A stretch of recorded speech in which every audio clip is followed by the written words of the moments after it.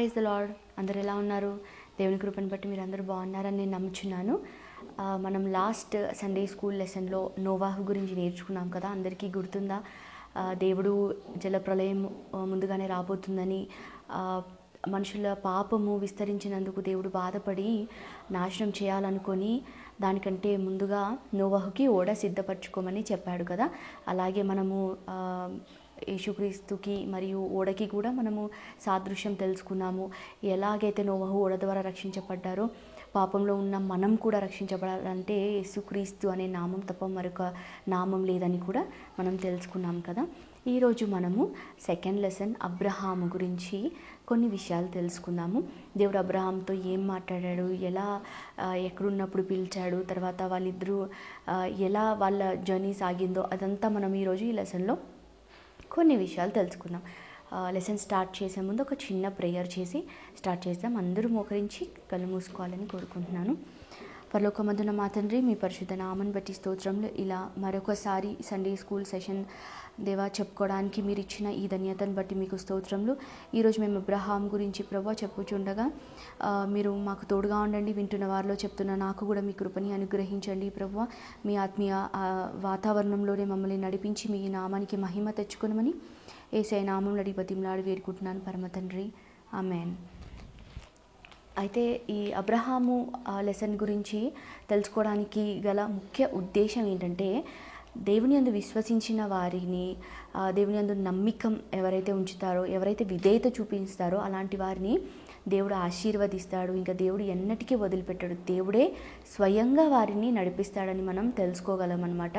ఇంకా ఆయన చిత్తాన్ని తెలుసుకొని దాని ప్రకారం నడవడానికి దేవుడు మనకి చాలా సహాయపడతాడని కూడా మనం ఈ లెసన్ ద్వారా తెలుసుకోవచ్చు. అంటే ప్రతి ఒక్కరికి ఒక్కొక్క చిత్తం ఉంటుంది, ఒక్కొక్క పర్పస్ ఉంటుంది కదా బ్రతికించడానికి దేవుడు.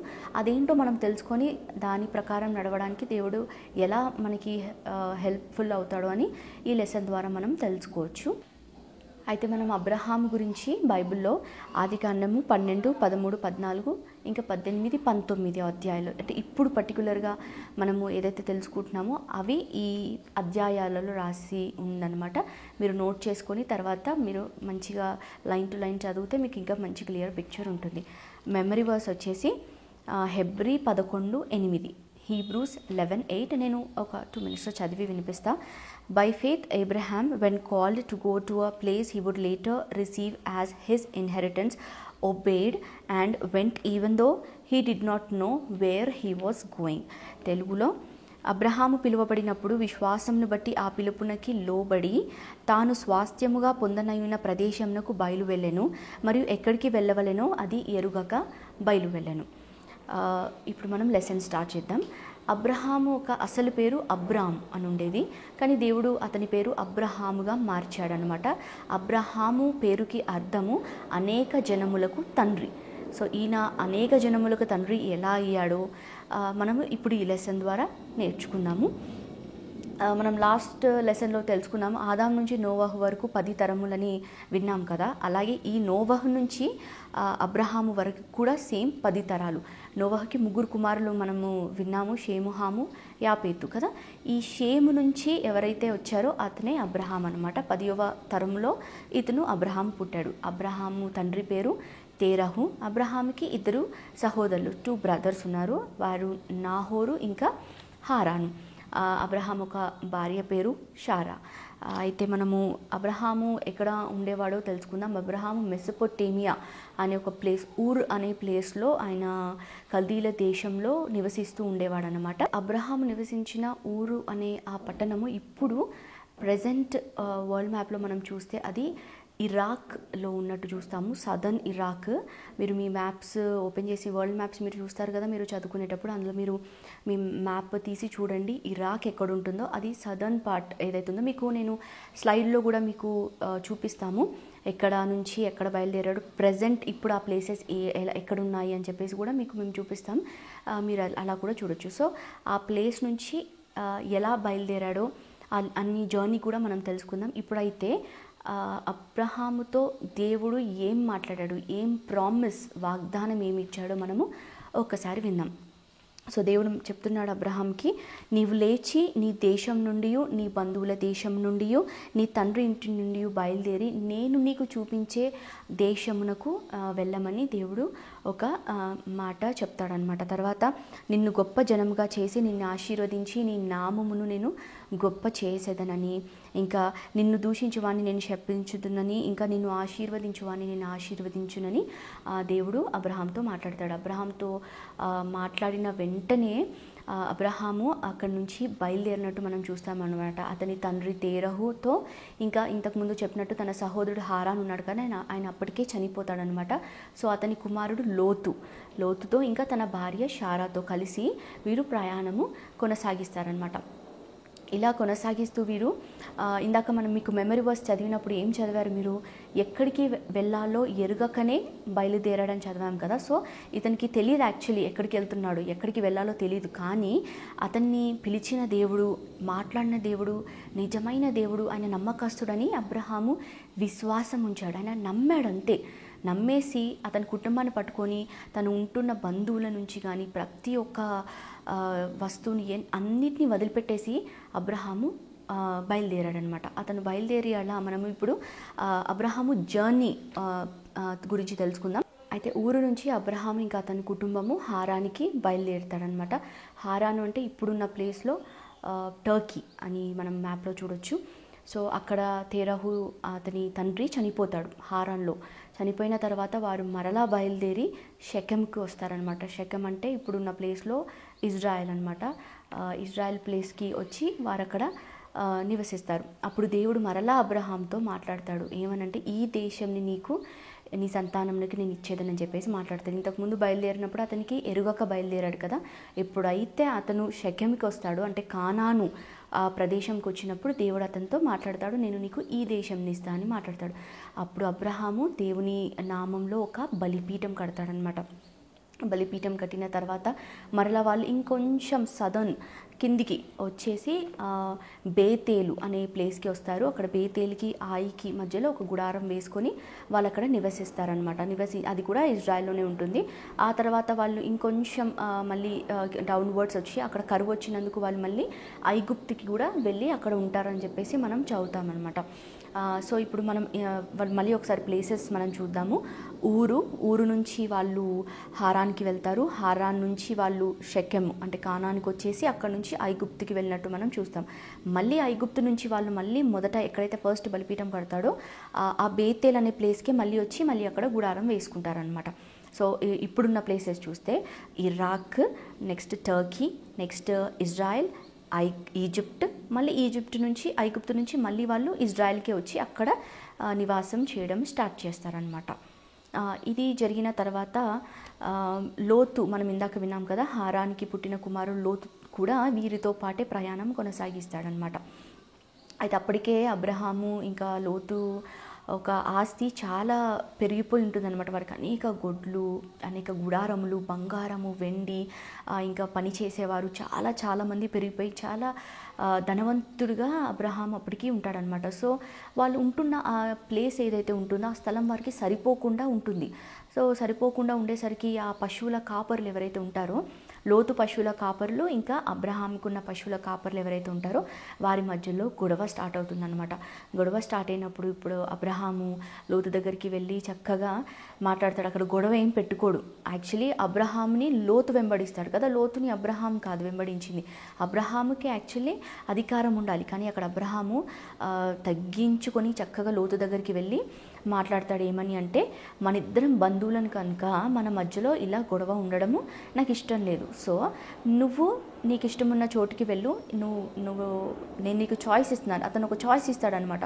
నువ్వు ఈ దేశం అంతా నీ కనుల ఎదుట ఉంది కనుక నువ్వు నీకు ఇష్టం వచ్చిన ఆ స్థలము ఎక్కడైతే ఉందో అది నువ్వు ఎన్నుకొని నువ్వు వెళ్ళిపో, దయచేసి నా నుంచి నువ్వు దూరంగా వెళ్ళు, మన ఇద్దరి మధ్యలో ఇలా గొడవలు అవ్వకూడదని చెప్పినప్పుడు లోతు చూసినప్పుడు అతను అక్కడ యోర్దాను ప్రాంతం అతనికి కనిపిస్తుందన్నమాట.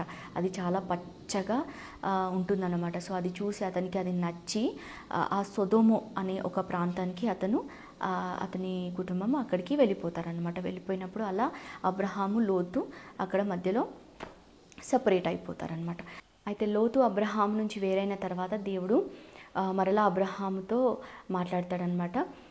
ఏమని అంటాడంటే, నీవు కనులెత్తి చూడుము, సో నీ చుట్టూ ఉన్న దేశంని చూడు, తూర్పు, పడమర, ఉత్తరం, దక్షిణం అంటే ఇన్ని డైరెక్షన్స్ అన్నీ చెప్పి ఇవన్నిటి వైపు చూడు, నీకు కనిపించే ఈ దేశం అంతా నేను నీకును నీ సంతానంకు సదాకాలము ఇచ్చేదనని చెప్పేసి దేవుడు అతనితో మాట్లాడతాడు. ఇంకా నీ సంతానంని నేను ఇసుక రేణువు వలె, అంటే శాండ్ ఉంటుంది కదా, అది మనం లెక్క పెట్టగలమా? లెక్క పెట్టలేము కదా. అంతగా అతని సంతానంని దేవుడు విస్తరిస్తానని, అభివృద్ధి చేస్తానని చెప్పేసి ప్రామిస్ చేస్తాడనమాట. అతను అప్పుడు ఎక్కడుంటాడు? కానానులో నివసిస్తూ ఉంటాడు అబ్రహాం అప్పుడు. ఇంకా కొన్ని రోజుల తర్వాత మనం ఇందాక విన్నాం కదా, లోతు సొదోము అనే ప్రాంతంలో ఉన్నాడు కదా. ఆ ప్రాంతంలో ఉన్న మనుషులు చాలా పాపులు అన్నమాట. దేవునికి వ్యతిరేకంగా పాపం చేస్తూ భయం లేని వారుగా ఉంటారు. మనం నోవా కాలంలో కూడా చూసాం కదా ఎలా ఉంటారో మనుషులు. అలాంటి వారే ఈ సొదొమ కాలంలో కూడా దేవునికి ఇష్టం లేని పనులు చేస్తూ అలా ఉండేవారనమాట. లోతు అందులో నీతిమంతుడు లాగానే నివసించేవాడు. అయితే ఒకరోజు సొదొమ ప్రాంతంని ఇంకా దాని చుట్టూ ఉన్న ఆ ప్రాంతాలని ఓడించడానికి ఒక 5 రాజులు కలిసి యుద్ధం చేయడానికి వస్తారనమాట. వచ్చినప్పుడు ఆ ప్రాంతాలన్నింటినీ ఓడించేసి సొదొమలో ఉన్న ప్రతి వస్తువులని, ఆహార పదార్థాలను, ఇంకా అక్కడున్న మనుషులను అందరినీ వాళ్ళు చెరపట్టి తీసుకొని వెళ్ళిపోతారు. అయితే అబ్రహాముకు ఈ విషయం తెలుస్తుంది. తెలిసినప్పుడు అతను వెంటనే లేచి అతని దగ్గర ఉన్న 318 మంది తన ఇంట పుట్టిన వారే 318 మెంబర్స్ని అతను తీసుకెళ్ళి యుద్ధానికి వెళ్తాడనమాట. అంటే అతను వెళ్ళి ఎందుకు వెళ్తాడన్న లోతు గురించే వెళ్తాడు. అతనికి తెలుసు లోతు కూడా అక్కడే ఉన్నాడు, లోతు కూడా చెరపట్టబడ్డాడని వింటాడనమాట. సో వేరైపోయాడు కదా అని అతను లోతు మీద కోపం పెట్టుకొని నేను ఎందుకు వెళ్ళాలి అని అతను అనుకోలేదు. కానీ అలా దూరం అయిపోయినా కానీ ఆ ప్రేమతో అతను మరలా లోతు కోసం వెళ్ళి యుద్ధం చేసేసి లోతుని, అక్కడ ఉన్న కొంతమంది స్త్రీలను కానీ ఆస్తి కానీ మొత్తము తిరిగి తీసుకొచ్చేస్తాడనమాట. అంత ప్రేమ కలిగి, అంత మంచి మనసు కలిగిన వ్యక్తి అబ్రహాం. అయితే ఇంకొకసారి కూడా దేవుడు అబ్రహాంని కలవడానికి వస్తాడనమాట. అతను తన ఇంటి బయట కూర్చున్నప్పుడు, గవిని దగ్గర కూర్చున్నప్పుడు దేవుడు అబ్రహాంని కలవడానికి వస్తాడనమాట. వచ్చి నేను చేయబోయే విషయం ఏదైతే ఉందో అది నేను అబ్రహాముకి చెప్పకుండా దాచేదనా అని ఒక మాట అంటాడనమాట. అంటే నేను ఏదైతే చేయబోతున్నానో అది నేను నీకు చెప్పకుండా నేను దాచలేను, అది నీకు చెప్తాను అని దేవుడు చెప్తున్నాడు. ఇలా మనం ఎవరితో అంటాము? మనము మనకి చేయబోయే విషయాలు కానీ, మనకి నచ్చిన విషయాలు కానీ మనము ఎవరితో పంచుకోవాలనుకుంటాం? మన ఫ్రెండ్స్తో కదా. మన బెస్ట్ ఫ్రెండ్స్ ఎవరైతే ఉంటారో వాళ్ళకి మనకి నచ్చినవి, మనం చేయాలనుకున్నవి, ఆ విషయాలన్నీ మనం షేర్ చేసుకుంటాం. అట్లా దేవుడు కూడా అబ్రహాముతో కొన్ని విషయాలు చెప్పాలి అని అనుకున్నాడు అనమాట. అంటే వారిద్దరి మధ్యలో ఎంత మంచి ఫ్రెండ్షిప్ ఉంది కదా, ఎంత మంచి సంబంధం, ఒక రిలేషన్షిప్ ఉందని మనం ఇక్కడ తెలుసుకోవచ్చు. సో అక్కడ దేవుడు చెప్తాడు, సొదొమ ప్రాంతము చాలా పాపంతో నిండి ఉంది కనుక దానికి నేను న్యాయం చేయాలనుకుంటున్నాను, అది నేను నాశనం చేయాలనుకుంటున్నాను అని చెప్పేసి అబ్రహాంతో చక్కగా పంచుకుంటాడనమాట. పంచుకున్నప్పుడు అబ్రహాంకి మరలా లోతు గుర్తొస్తాడు. లోతు గుర్తొచ్చి ఇంకా అతని బంధువు నాశనం అవ్వాలని అబ్రహాం అసలు అనుకోడు కనుక అక్కడ దేవుడితో కొన్ని మాటలు మాట్లాడతాడనమాట. వాళ్ళిద్దరి మధ్యలో అక్కడ సంభాషణ జరుగుతుంది. ఏమనంటే, ఒక 50 మంది నీతిమంతులు కనిపిస్తే నువ్వు సొదొమని నాశనం చేయకుండా నువ్వు ఆపగలవా ప్రభువా అని అడుగుతాడనమాట. అప్పుడు దేవుడు అంటాడు, నేను 50 మంది కనిపిస్తే నేను తప్పకుండా సొదొమని నాశనం చేయకుండా వదిలేస్తాను అంటాడు. మరలా మాట్లాడతాడు, ఒక 5 మంది తక్కువైతే దేవా నువ్వు నాశనం చేయకుండా కాపాడుతావా అంటే దేవుడు అంటాడు, ఓకే 50లోంచి 5 అంటే 45 మంది ఉన్నా కూడా నేను సొదొమని రక్షిస్తా అంటాడు. అట్లా చిన్న చిన్నగా మాట్లాడుతూ ఒక 40 మంది, 20 మంది, 10 మంది అని మెల్లి చక్కగా ఆయన అబ్రహాము తన ఫ్రెండ్తో మాట్లాడుతున్నట్టే దేవుడితో మాట్లాడుతూ వస్తాడు. దేవుడు కూడా అబ్రహాంతో అంతే ఓపికగా వింటూ సమాధానం ఇస్తూ వస్తాడు అనమాట. అయితే ఆఖరిగా 10 మంది కనిపించినా కూడా నేను సొదొమని నాశనం చేయకుండా కాపాడుతానని చెప్పేసి దేవుడు అబ్రహాముకి ప్రామిస్ చేస్తాడనమాట. ఇట్లా వాళ్ళిద్దరి మధ్యలో ఆ సంభాషణ చూస్తుంటే ఎంత మంచిగా అనిపిస్తుంది కదా. మనము మన ఫ్రెండ్స్ ఎలా అయితే మాట్లాడుకుంటామో అట్లాగే చక్కగా వాళ్ళిద్దరు మాట్లాడుకున్నారు. అయితే ఈరోజు దేవుడు కూడా మనతో అలాగే మాట్లాడాలని అనుకుంటున్నాడు.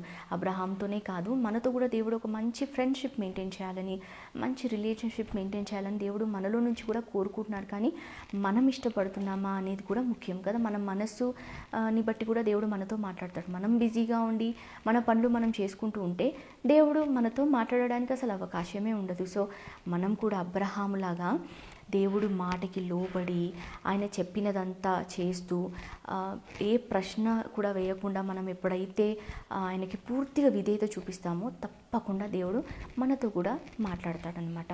అయితే అదే సాయంత్రము ఇద్దరు దేవదూతలు సొదొముకి వెళ్తారనమాట. లోతు వాళ్ళ ఇంటికి వెళ్ళేసి అప్పుడు లోతు వాళ్ళని ఆహ్వానించి భోజనం చేయమని బతిమలాడినప్పుడు వారి ఇంటికి వెళ్ళి దేవదూతలు భోజనం చేస్తారనమాట.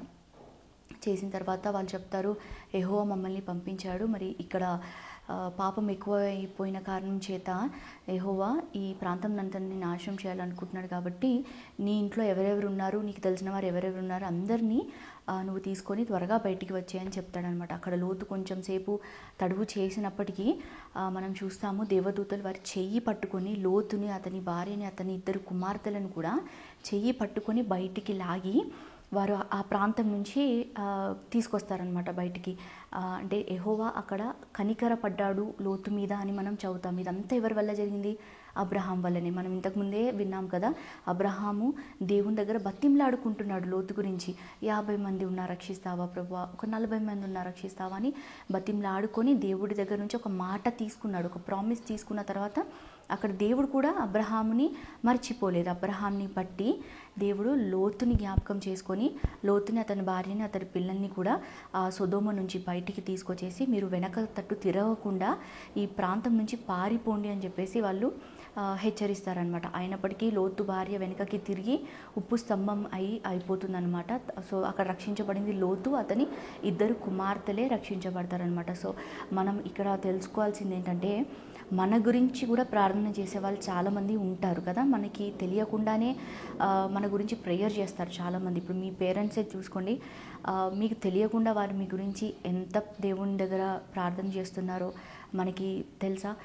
వాళ్ళు ఏడ్చుకుంటూ మీ రక్షణ కోసమైనా, ఒకవేళ మీరు తప్పు చేస్తున్నా, లేదా మీరు బాగుపడాలని, దేవుళ్ళో ఎదగాలని చెప్పేసి వాళ్ళు ఎంతో కన్నీరు కారుస్తూ మీ గురించి ప్రార్థన చేస్తాం. కానీ మనం కొన్నిసార్లు వాళ్ళ విషయంలో చాలా కోపపడుతూ, నిర్లక్ష్యం చేస్తూ, కేర్లెస్గా ఉంటాం. ఇంకా చర్చ్కి సంబంధించిన వాళ్ళు కూడా, పాస్టర్స్ అయినా ఇంకా ఎవరైనా సరే విశ్వాసులైనా కానీ మన గురించి చాలామంది ప్రార్థన చేస్తారు. కానీ మనం అది పట్టించుకోకుండా చాలా అవిధేయత కూడా చూపిస్తాం. సో ఈ రోజు నుంచి మనము అలా ఉండకూడదు.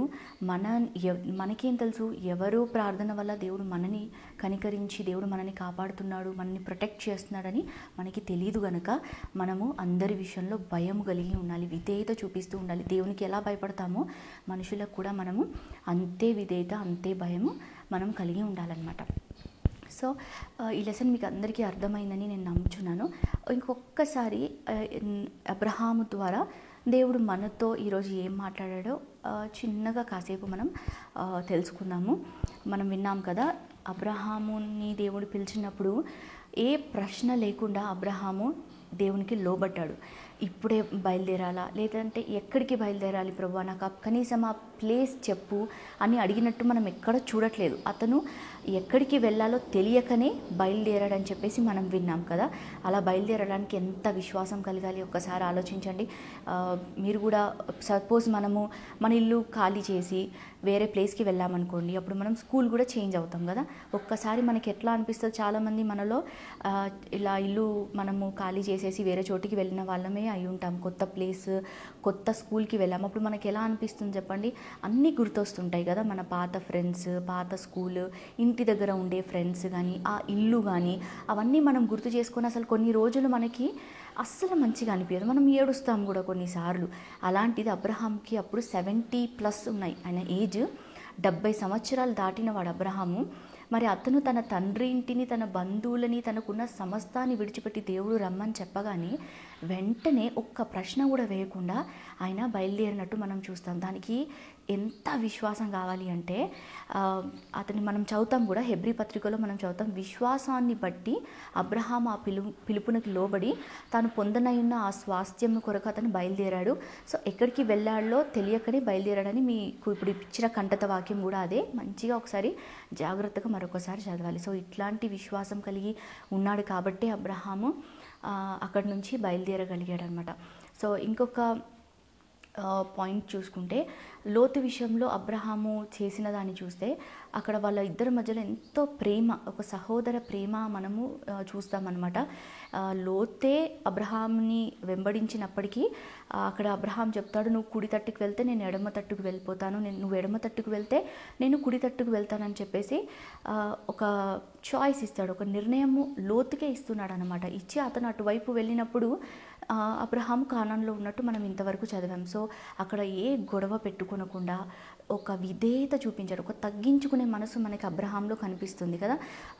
నువ్వెందుకు నాకు చెప్పాలి, నేనే ఇక్కడ ఉంటాను అన్నట్టు ఒక అతనిలో ఒక హెచ్చించుకునే స్వభావం, పెద్దరికం చూపించకుండా చక్కగా తగ్గించుకొని వెళ్ళి ఒక బ్రదర్లీ లవ్, ఒక సహోదర ప్రేమ చూపించి సమాధానంతో వాళ్ళిద్దరు అక్కడ విడిపోయారు. ఆ 5 రాజులు వచ్చినప్పుడు కూడా అతను నెమ్మదిగా లేడు కదా, రోషంతో వెళ్ళి లోతు కొరకు ఆయన అక్కడ యుద్ధం చేశాడు. మళ్ళీ దేవునితో కూడా అతను బతిమలాడుకున్నాడు, దేవునితో కూడా లోతు కొరకే బతిమలాడుకొని చక్కగా ఆయన లోతుని కాపాడుకోగలిగాడు అనమాట. సో ఇందాక విన్నట్టు మన కొరకు కూడా ప్రార్థన చేసే వాళ్ళు ఉంటారు కనుక మనం కూడా చాలా జాగ్రత్తగా విధేయత కలిగి ఉండాలి. ఇంకా మనము రేపు దినాలలో కూడా ఇతరుల కొరకు కూడా ప్రార్థన చేసేవారిగా మనం మారాలి. అబ్రహాం లోతు కొరకు దేవుని దగ్గర ఎలా బతిమలాడుకొని ఎంతగా ఇది చేశాడో మనం కూడా ఇతరుల కొరకు ప్రార్థన చేసేవారిగా, మన కొరకు ప్రార్థన చేసేవారికి విధేయత చూపించేవారిగా మనం కూడా సిద్ధపడాలి. ఇంకా మనం చూస్తే హెబ్రీలోనే మనకి రాసి పెట్టింది అబ్రహాము ఇంకా తనకున్న ఇస్సాకు. ఇంకా నెక్స్ట్ లెసన్లో కూడా మనం ఇస్సాకు గురించి చదువుదాము. అక్కడ వాళ్ళు గుడారాలలో నివసించారని మనం చదువుతామన్నమాట. మనకి తెలుసు దేవుడు అబ్రహాముకే సూటిగా మాట్లాడి ప్రామిస్ చేశాడు. అబ్రహాముతోనే దేవుడు మాట్లాడాడు, నీకు నీ సంతానంకు నేను ఈ స్థలం ఇస్తాను, ఈ దేశం మొత్తం ఇస్తానని చెప్పాడు. కానీ మనం చూస్తే అతను గుడారంలలో అంటే టెంట్స్లో నివసించాడు. అతను అక్కడ స్థిరంగా ఉండడానికి అక్కడ ఇటుకలతో కానీ దేంతో ఇల్లు కట్టుకోలేదు, ఆయన గుడారాలలోనే బ్రతికాడని మనం వింటాం. మరి అబ్రహాంకి అక్కడ ఆటంకం అయింది?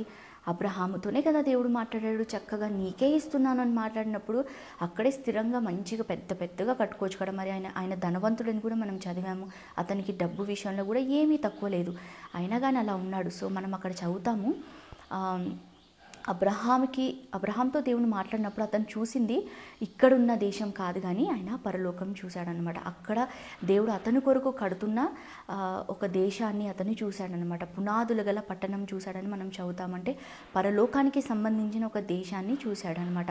మనకి కూడా దేవుడు ప్రామిస్ చేసింది, ఇక్కడ ఈ భూమి మీద ఏదో దేశం ఇస్తానని ప్రామిస్ చేయలేదు కానీ ఒక నిత్య జీవం ఇస్తానని మనం బైబిల్లో చదువుతాం. ఆ నిత్య జీవం ఎక్కడుందంటే అది పరలోకంలోనే ఉంది. యేసు యందు నమ్మిక ఉంచి ఆయన నామం ద్వారా రక్షణ పొందిన ప్రతి వాడిని దేవుడు తప్పకుండా తనతో పాటు తన నివాస స్థలానికి తీసుకెళ్ళి దేవుడితో పాటు మనము అక్కడ ఉండేటట్టు దేవుడు మనకు ఒక ఏర్పాటు చేశాడనమాట. సో మనం కూడా అబ్రహాం లాగా ఇక్కడున్న దేశాన్ని కాదు కానీ పరలోకంలో ఉన్న దేశం కొరకు మనం సిద్ధపడాలన్నమాట. ఇంకా లాస్ట్ పాయింట్లో చూసుకుంటే అబ్రహాము ఏ ప్లేసెస్కి వెళ్ళాడో అక్కడ దేవునికి ఒక బలిపీఠం కడుతున్నట్టు మనం చూస్తాం కదా. దేవుడు పిలిచిన వెంటనే అబ్రహాం బయలుదేరినప్పుడు అక్కడ అబ్రహాము షెకెంలో ఒక బలిపీఠం కట్టాడు, అలా కొన్ని ప్లేసెస్లో కడతాడు, బేతేల్లో కడతాడు, మళ్ళీ ఐగుప్తుకి వెళ్ళి మళ్ళీ బేతేల్కి ఎప్పుడైతే వస్తాడో అక్కడ యెహోవా నామంలో ప్రార్థన చేశాడు అనమాట. సో ఇలా అబ్రహాము ఎక్కడ కూడా దేవుని మర్చిపోలేదు. ఆయన పిలిచిన దేవుణ్ణి నమ్మి బయలుదేరిన అబ్రహాము దేవుడికి ఎప్పటికప్పుడు ఆయన కృతజ్ఞతాస్తుతులు చెల్లిస్తున్నట్టు మనం చూస్తాం. బలిపీఠం కట్టి అక్కడ బలి ఇవ్వడంలో ఆయన దేవుడికి ఒక థ్యాంక్స్ చెప్తున్నాడు, ఇంతవరకు ఇక్కడ తీసుకొచ్చినందుకు ఒక కృతజ్ఞత రూపకంగా ఆయన అక్కడ బలిని అర్పిస్తున్నట్టు మనం చూస్తాం అనమాట. నోవహు కూడా ఓడ నుంచి బయటికి రాగానే ఏం చేశాడు, ఒక బలిపీఠంని కట్టి బలిని అర్పించినట్టు మనం చూస్తాం కదా. అట్లాగే అబ్రహాము కూడా అట్లాగే ఆ కాలంలో అలా బలిపీఠం కట్టి బలిని ఇచ్చేవారు కనుక అలా చేశాడనమాట. యెహోవా నామంలో ప్రార్థన చేశాడనమాట. సో మనం కూడా ఇప్పుడు మన జీవితంలో జరిగే ప్రతి విషయాన్ని బట్టి దేవుడికి ఎప్పటికప్పుడు మనం థ్యాంక్స్ చెప్పడం నేర్చుకోవాలి. ఊరికే వదిలిపెట్టడం కాదు, కానీ దేవుడు చేశాడు అని నోటితో ఒప్పుకోవడం కాదు, కానీ మన హృదయము పూర్వకంగా మనం దేవుడికి నిజంగా థ్యాంక్స్ చెప్తే దేవుడు చాలా సంతోషపడతాడు మన విషయంలో. మనం దేవుడిని ప్లీజ్ చేయాలి. అప్పుడు అబ్రహాం పీఠం కట్టి బలి అని అర్పించినప్పుడు దేవుడిని అతను ప్లీజ్ చేశాడు. నోవహు బలి అర్పించినప్పుడు దేవునికి అది పైన సువాసన లాగా అనిపించి ఎట్లా స్వీకరించాడో మన ప్రార్థన కూడా హృదయపూర్వకంగా ఉండి మనం థ్యాంక్స్ చెప్పడం కూడా హృదయపూర్వకంగా చెప్తే దేవుడు మన ప్రార్థన కూడా అంగీకరిస్తాడు. ఊరికే మనము పేరుకి ప్రార్థన చేస్తే అది దేవుడి సన్నిధికి అస్సలు వెళ్ళదన్నమాట. సో ఈ లెసన్ మీ అందరికీ అర్థమైందని నేను నమ్ముచున్నాను.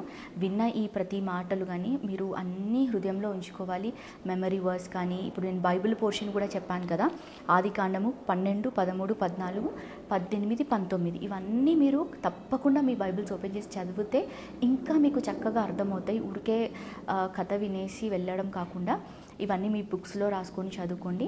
ఇంకా చెప్పినట్టు డిస్క్రిప్షన్ బాక్స్లో సమ్మరీ ఉంటుంది, మీరు అందులో కూడా ముఖ్యమైన కొన్ని పాయింట్స్ రాసి ఉంటాయి, అవి కూడా చదువుకోండి.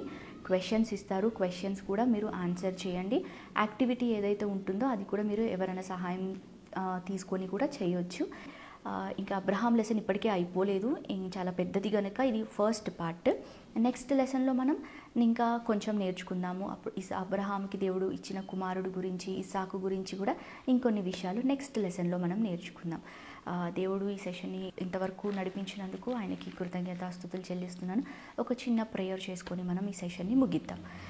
పరలోకమందున మా తండ్రి, ఇంతవరకు మీరు మమ్మల్ని కాపాడి ప్రభువా, అబ్రహాం గురించి తెలుసుకోవడానికి, కొన్ని మాటలు తెలుసుకోవడానికి మీరు మాకు ఇచ్చిన మీ కృపను బట్టి మీకు స్తోత్రం. మీ సన్నిధి మా మధ్యలో ఉందని మేము నమ్ముచున్నాము ప్రభా. మీ ఆత్మ ఆధ్వర్యము ప్రభా మా మధ్యలో సంచరిస్తుందని మేము నమ్ముచున్నాం తండ్రి. విన్న ప్రతి మాట నా హృదయంలో, విన్న ప్రతి బిడ్డ హృదయంలో మీరు అవి నాటబడించండి ప్రభువా. స్తోత్రంలోనైనా ఎవరు ఏ మాట కూడా మర్చిపోకుండా అబ్రహాము ఎట్లా మీకు విధేయత చూపించాడో మేము కూడా అలాగే మీకు విధేయత చూపించి మీకు ఒక ఫ్రెండ్ లాగా, ఒక స్నేహితుల వలె మేము మారటానికి, దూరంగా ఉన్న మమ్మల్ని మీరు ప్రభువా స్తోత్రం దగ్గరికి పిలిచారు.